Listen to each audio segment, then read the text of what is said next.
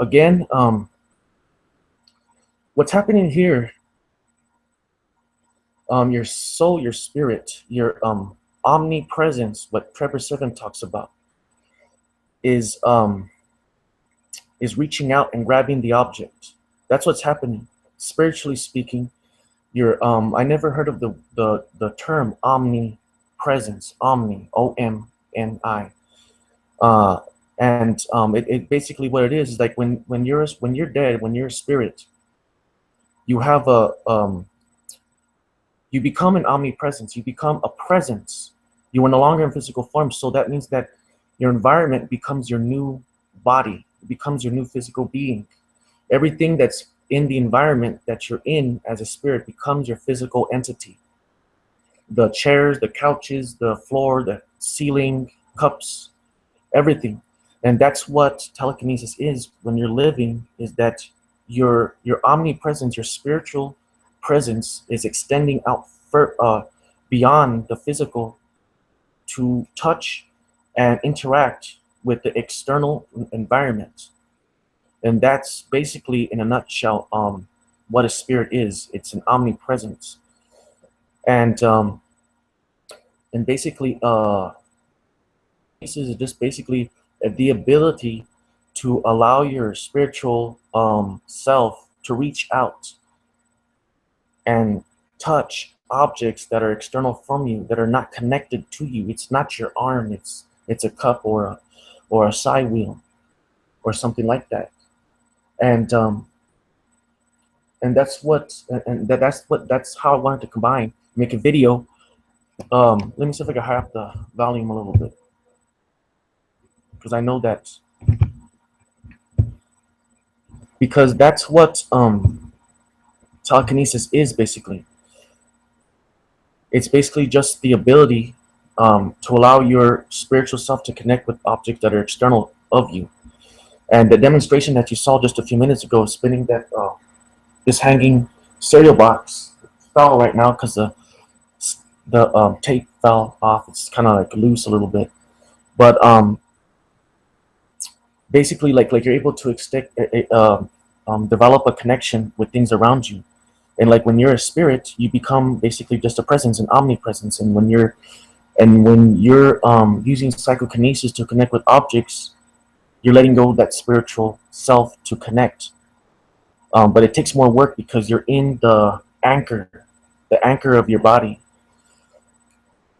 A little bit harder, and that's why it's called psychokinesis, because you have to balance the psychological internal thoughts of self and emotional thoughts of self and health to be able to let that spirit come out a little bit, let your inner spirit, and it's just a little bit complicated, but basically the thing is, though, what I want to say also too is that a psychokinesis is the only proof that we have that the afterlife exists.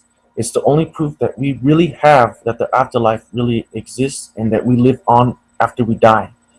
Psychokinesis is the only prime example prove that. Science, with all these detection devices. I'm sorry, it's getting kind of choppy right now. The live stream's getting choppy.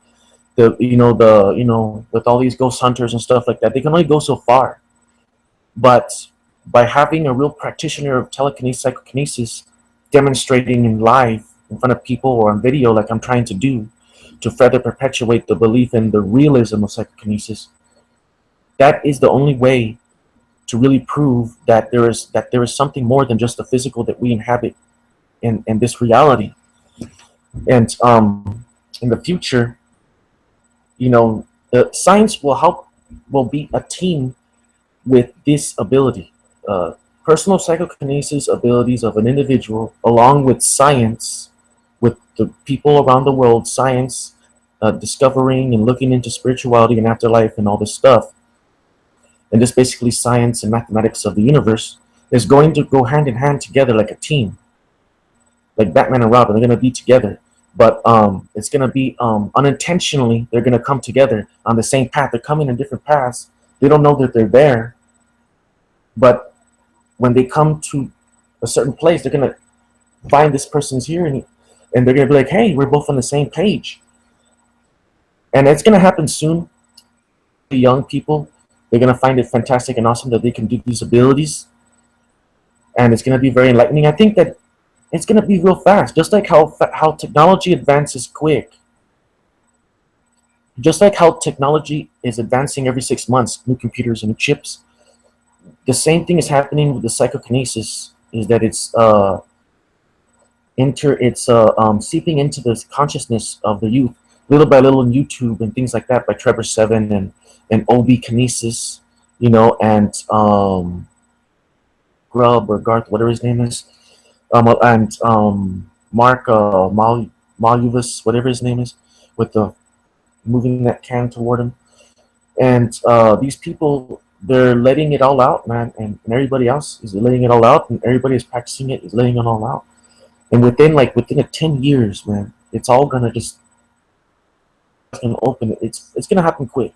Within 10 years, like the year 2025 or something, it's gonna be a real big thing, and it's gonna be just a normal thing. The future's gonna be happening in the playgrounds, in schools, and it's gonna be being performed by your neighbor and your brother and your mother, and it's gonna be being performed by everybody. And there's gonna be like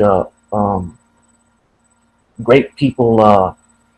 There's going to be great things happening. There's going to be a pioneer, new pioneers, and all this stuff. And basically, that's what it is. And I want to also talk about another thing besides that, that's involved with spirituality, is that my idea and concept about the fact that I want to talk about this very serious thing about families. This is a thing that I think that a lot of people may disagree with me. But in reality, the thing is, though, is that when you have a child, when the father and mother have a child, they really do not own that child. That's the reality. They do not own that child. Why? Because, like I said in my other video, the child's body is just a puppet. I'm sorry to use puppet. It's kind of macabre and kind of creepy to say it's puppet, but it really is a puppet. But it's like a suit more, what it is. And the thing is, though, is that when a child is born, like I said many times, everyone that's born is inhabited by an incarnate of a soul that existed in a previous life. And the truth is that they do not own that child. That child does not really belong to them. That child, like in reality, like in the living realm and the sociological way of thinking, that each person is their own individual. And in spirituality, that child is their own individual, spiritually speaking and physically. They are their own person. The mother and father do not own anything on that child. When that child is born, they have to think of that child as a part of them, looks like them, but in reality, he or she is their own person. They have no control or anything like that. That's the thing that a lot of people don't want to hear. And the thing is, though, is that every soul that's incarnated into that body, the thing is, though, is that in reality, that child that you had, your new baby, as a father or mother, your child, is basically being inhabited or possessed by a guy that was born in 1432 in New York, or 1742 in New York back in the day, named Thomas Wilson or something like that. He was Thomas Wilson when he died in 1732 or whatever, or 14 something, and he didn't incarnate until 2016 of December or later in November of 2016. So your child is actually not Richard Guinness, as your father and mother names him. It's actually Thomas Wilson. Is that the name? I forget. Thomas Wilson from 1732. It's not, the child is not yours. The child is their own. That's how families need to start thinking about when they have children. They need to start rethinking the concept that they own the child and that it is theirs, which it is. And that's like the play that the living is just a play stage. We're all actors. And even you are possessed by someone that existed that died, went to heaven for a few 100 years or 100 years or whatever, and then came back down. They said, I want to perform again. I want to perform like a real thespian, like an actor, an actor. You know, that's what spirits act. They're like, I want to perform again. I want to live, and I want to be Michael Jameson, and I want to be this person, and I want to live and struggle and succeed like a real actor would. You know, like hungry for a good part. And that's the reality. Is that everyone is their own individual, but we're all performing. The child that you have is just an actor acting as a child, and you are acting as the father. But in heaven, we're all brothers and sisters, fathers, mothers, grandmothers, daughters, aunts, uncles, nephews, you know, stepfathers, mothers-in-law. We're all one big ass family, nonetheless, no matter what. We're all from God, so we're all one big family. But when we're living, we're all performing and acting.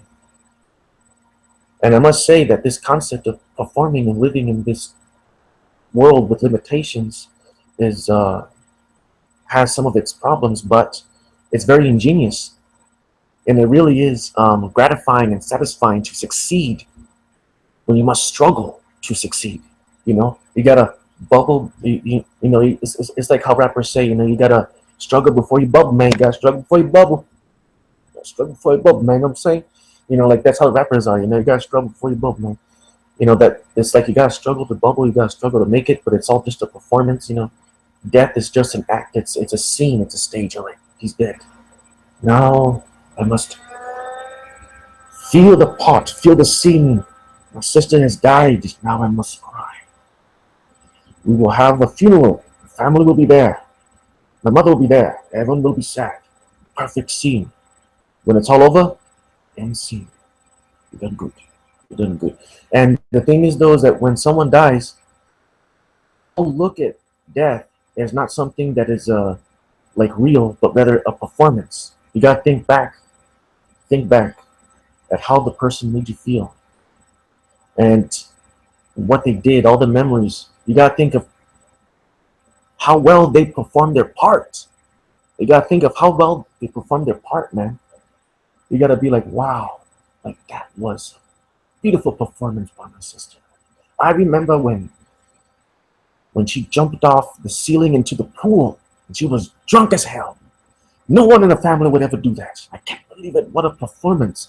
You know, I'm sorry to be sounding kind of like kind of rude or kind of crazy, but that's how, I mean, that's how we should think of it. We gotta think of it like that, you know. Everyone is just performing. And one day we're all gonna realize it's all performance. And things will be better. And you know, that's what I wanted to spit out and talk about. That was one idea I want to talk about. We're all in this together. We're all a performance. And remember, we're eternal. We're immortal. We're forever. We can never die. Even when you die, you do not die. When you faint and you fall, you get shot in the head or get run over by a damn train, you just get up. Your spirit gets up, and you just tighten your thing and you move on to the next thing. You know, that's the next, you know, it's like, ain't nothing, man, ain't nothing. It ain't nothing, brother. But that's how we have to think of it. This ain't nothing.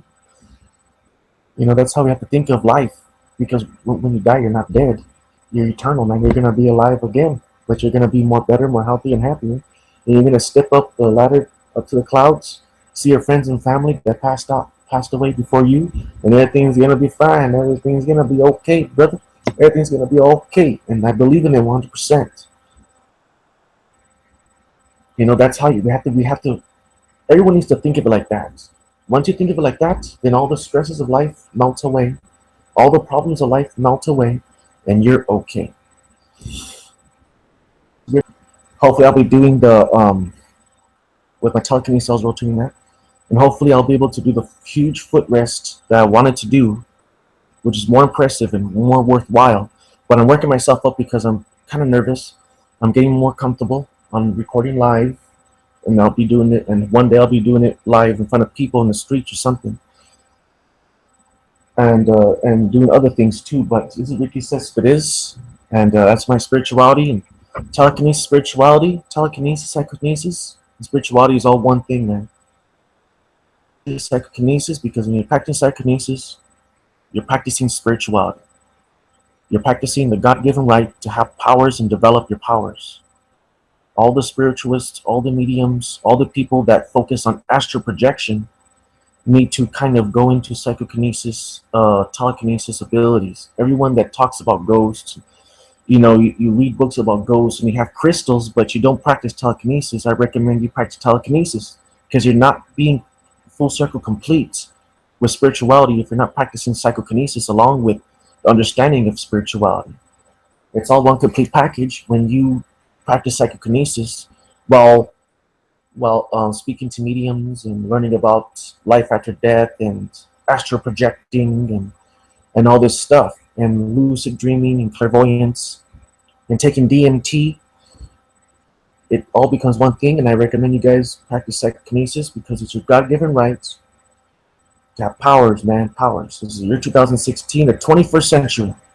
Things are going to get better, man. Thank you guys. God bless. See you guys next time, hopefully.